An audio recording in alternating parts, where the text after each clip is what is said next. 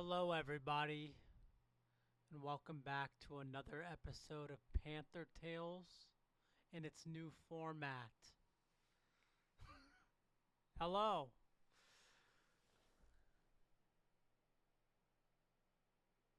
It sucks because I can't, pause and, do any of that stuff. So, whatever I say pretty much goes at this point. So, fuck it. Let's start. Here we go. We'll do what we have to do. Actually, I could always cut. So welcome back to another episode of Panther Tales. Got a new webcam. It follows me around.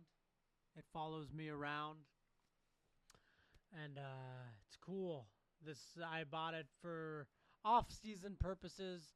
Still don't know what I'm doing for the off-season. I have thought about some things, and I'll present those later. But for now, let's not worry about it. I just wanted to pick back up to where we left off, and that was the Panthers versus Tampa Bay game the week before the playoffs. But yeah, all this stuff that I have right now is for my off-season activities, and then for sure this will be really good for me to use for the podcast for next year too. So that's cool. I did make playlists.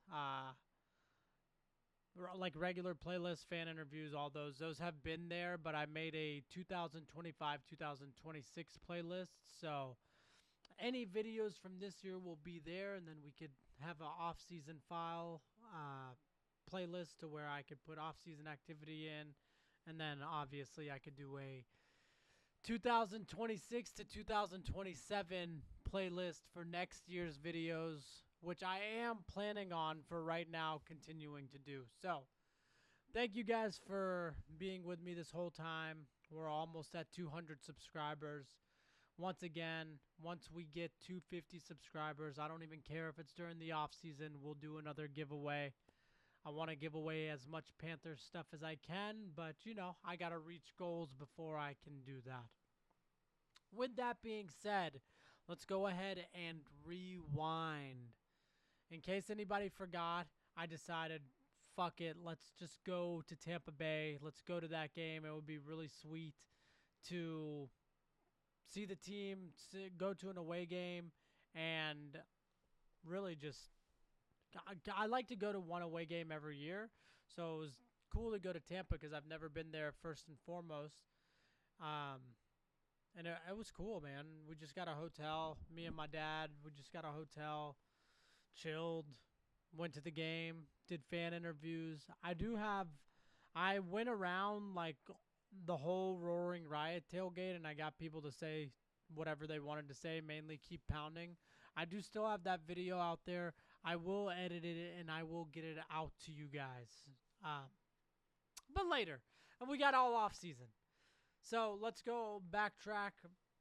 Went the day before we decided, let's just do it. Let's just go support the team.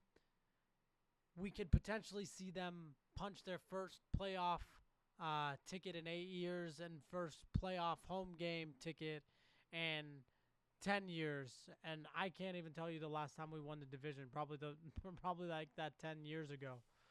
It had to have been.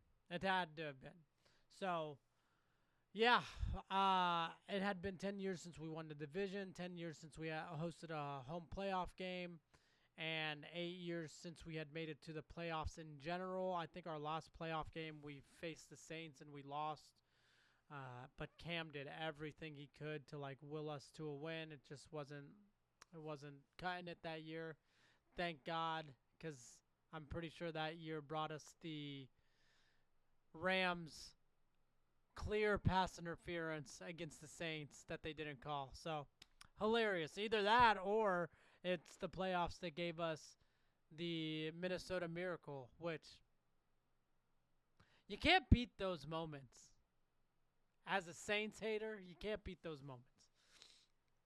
So yeah, I went to Tampa, did fan interviews. The video's up. It was fun.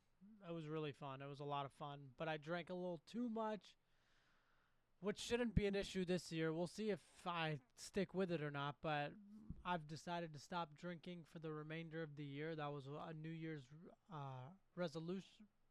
Yes, a New Year's resolution. Um, but it's gonna have to start now. Because I wanted to. I was gonna start it after the football season. Football season's been off for a couple weeks. I don't know if I've stuck to the no drinking since the football season. Probably not, but I haven't been drinking much. So whatever. And yeah, there's a whiteboard mode in this too. So I potentially could use that to draw up some plays. Okay, so I went to the Tampa game, got too drunk. Tampa's an okay stadium. Like the stadium itself is cool, but like the concessions and stuff, it's okay. But it was a cool stadium to go to in general. The pirate ship was really cool. Seeing Mike Allstott was really cool because I had like a Tampa Bay friend who was in my neighborhood. That's the only reason I know who Mike Allstott is. But Beast fullback, he was there, so obviously hyping up his boys. It was rainy. It was wet. The weather was trash. And then what happened, ladies and gentlemen? The refs decided to take the game into their own hands. The only thing the refs didn't decide and what was a bad play call was that flea flicker to Dowdle where he slipped passing it back. But yeah, the game was good, but just frustrating because of the penalty calls that we were getting. You hate to feel like games are rigged or games are decided by a referee, but in my opinion, that is what happened that game. But for everybody who was following closely, we didn't necessarily need to win that game in order to make the playoffs. We would have just had to now rely on the Falcons to win their game the next day if we couldn't pull it out. But at the end of the day, you guys saw what happened. The score was 16-14. We couldn't get it done in Tampa Bay, so we had to wait a whole day to see if we were still going to make the playoffs. So the 1 o'clock games kicked off. It was the Saints versus the Falcons. Tyler Shuck has been shucking everybody. So everybody was expecting the same thing. But, I mean, Chris Olave wasn't playing. He had blood clots. Heal up, bro. That's scary stuff. And he really didn't have anyone to pass to. So the fact that, like, he did what he did that game without anybody, really. Like, Kamara not there, Olave not there, just a bunch of random-ass people who I've never heard of. But, he tried. But at the end of the day, we had the Falcons save us. So thank you, Falcons. Thank you. But let me read off the score, because, once again, it was a lot closer than I remember it being. And I think it was 17-14. Everything just went away. I don't know why. I don't know what I did to them. But, yeah. So we lost 14-16. And then the Falcons won 19-17. Excuse me. And, like, it felt like the Falcons had it the whole time. But in all reality, they didn't. If they had it the whole time, then they would have won handedly. And yes, the Saints did get a touchdown at the end, and then had to rely on an onside kick if they wanted to get the ball back. And they wouldn't have had that much time, but still, they got the final, like, that touchdown at the end to even give them a chance. And once again, Shuck wasn't passing to anyone. And I'm not ready to say he's good yet. First, because I don't want the Saints to have a good QB. I've had enough of the Drew Brees experience for a long time. So if they could just not have a good QB for 10, 15 years, that would be great. That's number one. Yeah, that's the only reason I don't want him to be good. But I'm hoping with teams having tape on him now. How much tape do they actually have? Hopefully they play him better, but I listened to his part of my take interview, and he doesn't seem like the guy that's going to take his foot off the gas. He seems like a hard worker, and we'll just see. We'll just see if he is the guy moving forward for the Saints. But yeah, the Falcons won. Thank you, Kirk Cousins. Thank you, Bijan. Thank you, Drake London. Thank you, Kyle Pitts, for getting us into the playoffs. It must suck for them because they ended with the same record as us, but getting swept by us, put us over the edge. We just had more division wins than the 3 teams that finished 8 and 9 in our division, and that's why we were in. So, hey, we're like, I don't make the rules. I can't help it. And like, once again, if that Saints game wasn't rigged and that Bucks game wasn't rigged, we would have gone the second Bucks game and the second Saints game too. Yeah, if those games weren't rigged, we would have had a positive record. Because I know that's the only thing that we were getting clowned for. It's like, oh, you nice, you got in 8 and 9, like, to win the division and to like host a playoff game. Look, I don't make the rules. We should host a playoff game. Every division team should host a playoff game. I don't care about records when it comes to that. And Big Cat made a good point on PMT today. He said, if you can't beat the 8 and 9 team, even if they get a home game, then you weren't going to win the Super Bowl in the first place. I agree with that take. So, yeah, we hosted a home playoff game for the first time, and who was waiting for us? The Los Angeles Rams, who we had beaten earlier in the year, but still really strong, really tough team. It's always scary to have that rematch, especially if you won the first time. But the forecast was saying that it was going to rain, and it didn't. I feel like if it did, it would have helped us out a little bit. But let's be real. And let's talk about that game in a second. I did do another fan interview for that game. My first playoff interviews. Go check that out now. It is on the page. But besides that, like, hell of a game, man. My brother, we had tickets all the way up, and he was like, all right, fuck this. First playoff game in 10 years. Let's sit nice and close. So, shout out to Doc G for the tickets. Those were awesome. We were in an awesome spot. Cam Newton had come back for the first time since he left us. So it was awesome for him to pound the drum. We had legends pounding the drum in the third quarter going into the fourth. Jake Delhomme, Steve Smith, Wesley Walls, and Muhsin Muhammad. So Hall of Honor members. And it was just an fun, awesome day. Like, we hadn't been in the playoffs in so long. Like, I love to find people who aren't wearing a Panthers fan or a fan of the other team's jerseys. I like to find those people on game days to try to get them to wear a Panthers jersey, but I just didn't have I needed to just watch the game. I was locked in. I was focused. Such a sick game. The game was sick. I know we lost, but the game was sick. The atmosphere was sick. We showed up to play. And if a couple of different changes were made, we win that game. If we don't muff a punt, we win that game. If we don't play the type of defense we played on the Rams last drive, we win that game. But those things didn't happen, and we lost that game. But let's paint a picture. It's like 4 minutes left, and we drive down. Or sorry, there's like 8 minutes left. We drive down, and we kick the... I am so sorry, guys. There's too much on my mind. We go down. We have like a formation where there's 3 wide receivers on the left side. Coker's on the inside receiver on that. He goes up and to the left. Everybody else kind of goes to the right, and boom, corner of the end zone or side of the end zone, makes an amazing catch.